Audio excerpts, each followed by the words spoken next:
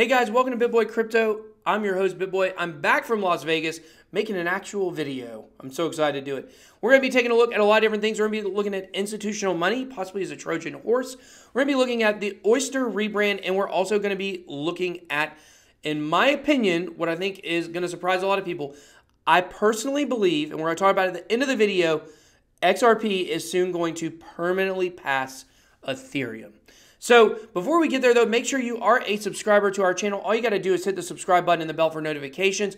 Like and comment on this video, and you have the opportunity to win $500 worth of merch, worth of Ethereum and merch for our October and November contest. We're also doing a NIFFLER contest, so I put the link below in the video description. Make sure you guys go to that link, sign up for NIFFLER. It's a trading platform, absolutely free. It's a trading environment, so you're not trading real money. If you want to know how to trade or want to know what it's like to trade with big money, try leverage and things like that, but you don't quite have it, or you're not sure if you want to put it in, then NIFFLER is the place for you. So we're going to be giving away in this trading competition $100 in the crypto of your choice, a nano ledger, and also some NIFFLER merch. So make sure you go down below and sign up for it. It's absolutely free. It won't cost you anything. So, all right, guys.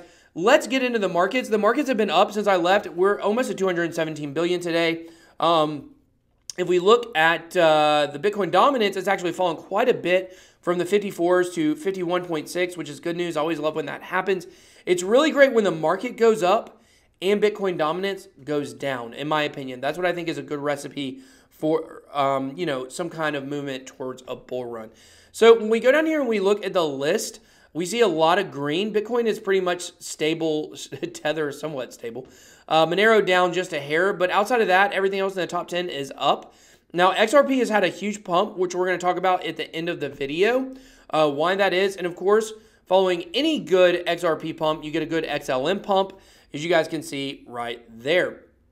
So, all right, guys, let's move on. Let's talk about a couple of things. Dogecoin creator Jackson Palmer says the institutionalization of crypto is a paradox.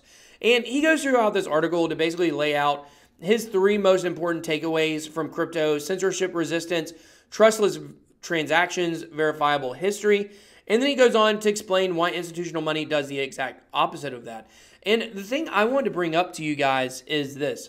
The Trojan horse, right? We remember when the Trojan horse entered the gates of, I believe it was Troy. Yeah, I think so.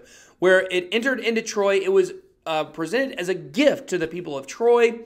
And the Trojan horse went inside of that city. And in the middle of the night, while all the people slept, soldiers crept out of the Trojan horse and then murdered everyone in their sleep. Now, is that what we're saying? And I might have butchered that terribly, but I believe that's what happened. Are we seeing that in crypto right now with this institutional money? Are we seeing with this ETF, with Coinbase custody, with Backed, with Fidelity, are we seeing a Trojan horse?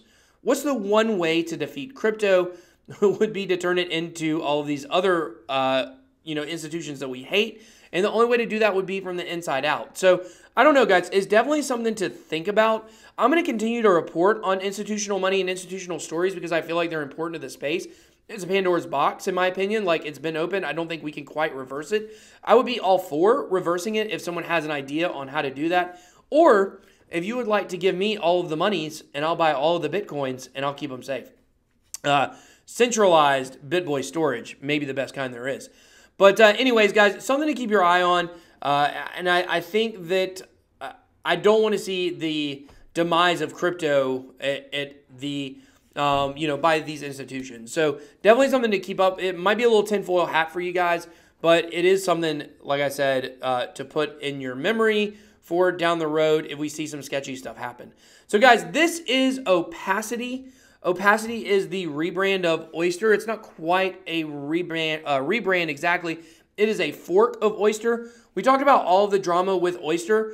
Now, I also talked about in another video, I believe I had a chance to talk about it before I left, about how it's been bad news that Bruno, the architect, the founder, and William Cordes, the CEO, there were like some text messages and Telegram messages exchanged, kind of pointing fingers at each other, and I thought that was a death blow for the project. However, I've reversed that thinking. I believe with Opacity, and I'm not saying I'm in support of this, I'm not saying that I like this.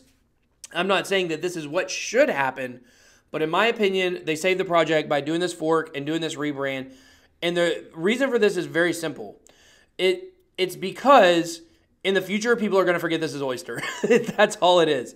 People are going to forget that this is Oyster. They're going to remember there was some scam coin called Oyster.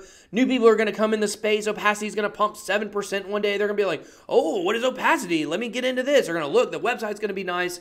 We're going to repeat all the same stuff. So in my opinion, run far away from this. I'm not a fan of this, but I do believe that we will see this project continue. And if you're in the Oyster community and you're absolutely wrecked by what happened last week, this is at least a little bit of hope for you.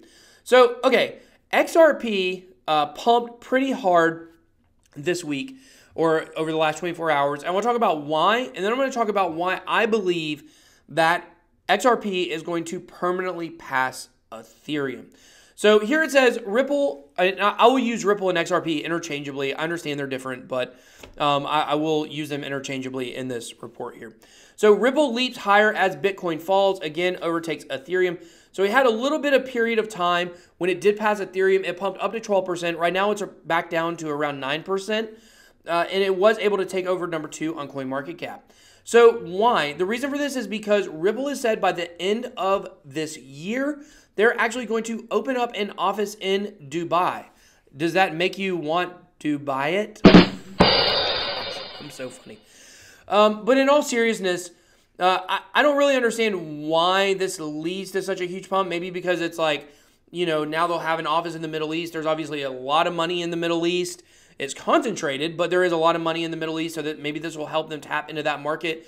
We do know that cryptocurrency was approved by Sharia law, which is, I'm not going to say it's the law of the land of the Middle East, but I feel like maybe it is. Somebody tell me if I'm wrong on that. It's a Muslim code. It's not a country-specific code, but I do believe that was a big deal that could have possibly brought billions of people now into crypto when that was announced, I believe, earlier this year.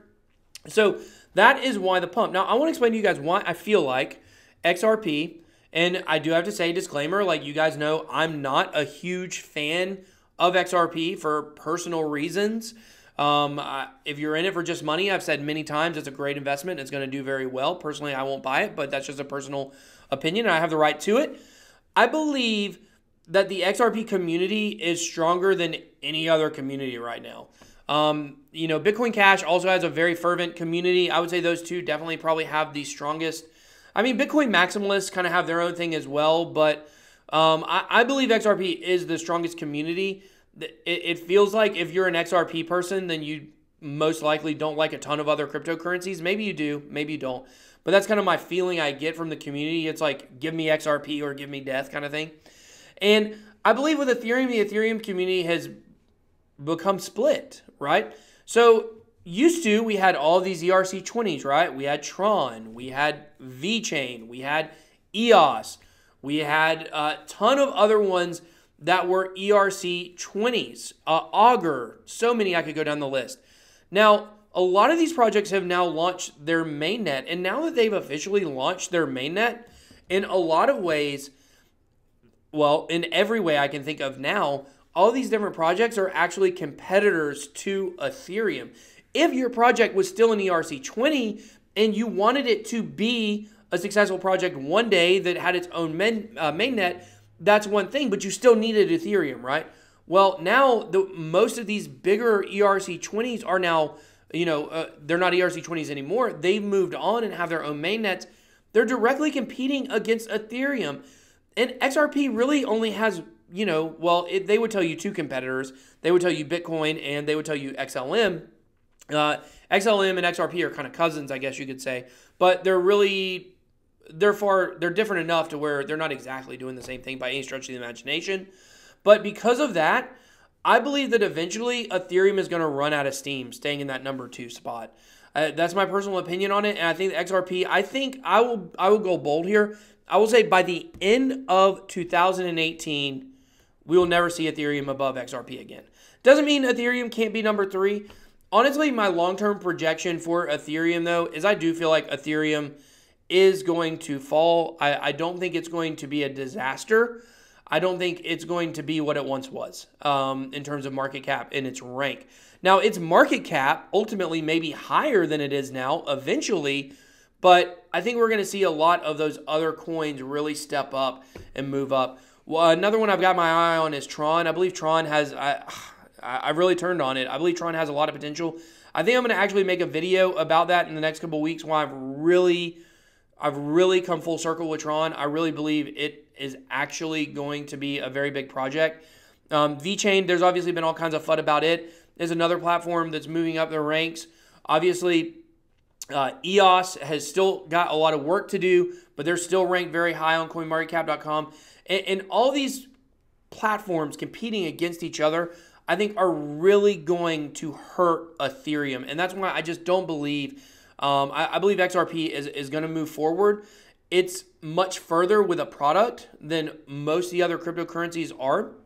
XRapid, XCurrent, XVIA, those are their 3 products. And then they have, gosh, I cannot remember what it is. I just totally forgot it. But they also have a platform as well that's supposed to be released down the road. So I think there's so many upsides with XRP right now, and I feel like there's just not a lot of competition for it. And so anyone who has thinking that aligns with XRP, that's probably where they're going to go, or XLM. Whereas if with Ethereum, all these direct competitors, I feel like there's so many different places you can put money when the space, when the space comes back. But I want to know, let me know what you guys think. Do you guys think this will happen? Do you guys think I'm crazy? You guys think I've lost my brain? Drop me a comment below and let me know. I'd love to hear the feedback. So that's all that I got. Don't forget to sign up for the NIFFLER competition. Also, like and comment on this video for an entry to our contest. Until next time, BitBoy out.